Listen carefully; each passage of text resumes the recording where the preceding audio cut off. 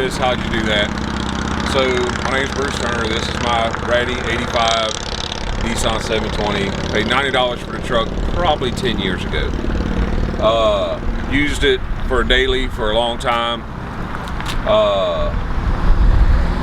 Ran it as a lowrider for a while. Then decided to get into drifting, and I drifted the truck for a while. Bone stock, some ladder bars in the back, panhard bar, little stuff like that.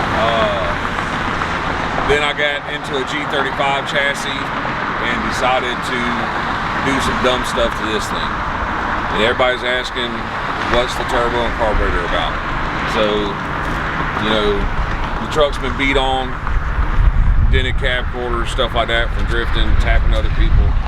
So plans are with the truck eventually is to blow this poor Z24 motor up.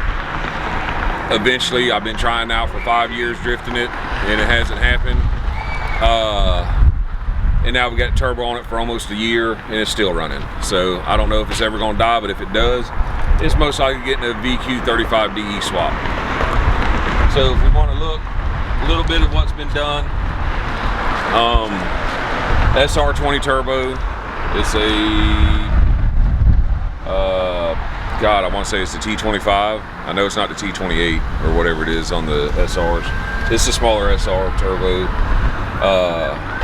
So it's got a stock intake that I shaved everything off of, welded all the holes up. Now I have found out that I welded up one too many holes. I actually need to re-tap it, put a thermostat in it. Built a spot here where the original turbo, or the original carburetor used to sit. Ran a pipe in there, widened it out to take up the whole area that the carburetor used to sit. This piece here has a piece of aluminum pipe in it, keep it from collapsing at idle because of the vacuum. Some old stainless pipe we had laying around the shop. This was all done with just junk out of the shop.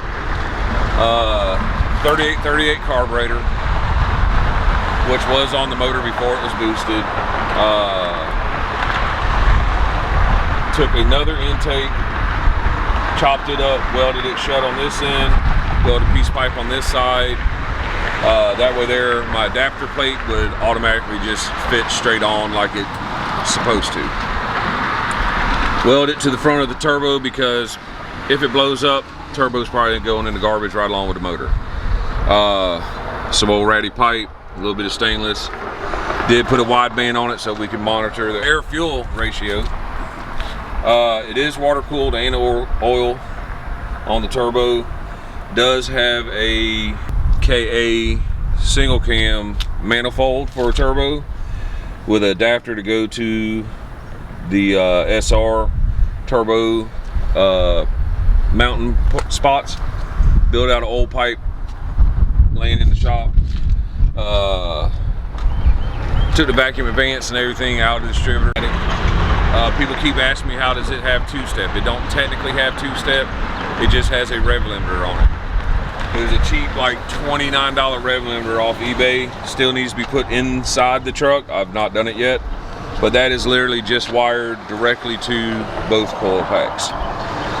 So it'll kill spark like every other rotation as they try to fire. And that's how it shoots fire like it does. You can adjust it to whatever. Besides that, people keep asking what jets I'm running in the carburetor. I'm running Redline kit. Right now the carburetor has the stock 3838 low jets in it for the low end, and then on the mains I have 160 and 210s, which I'm thinking about drilling them out to get a little bit more fuel. But that's what's in it now. I did not put the 60s on the low side. I only did the high ones on the high side. Besides that, there really ain't much to it. I mean, that's literally all that's been done to the motor. Oh, it does have a solid copper head gasket. They do not make a kinetic head gasket boost capable. So we had to order a solid copper one out of Arizona. There's a man that makes copper head gaskets for this motor. It's the only person I found that made them. Besides that, it's just an old beater.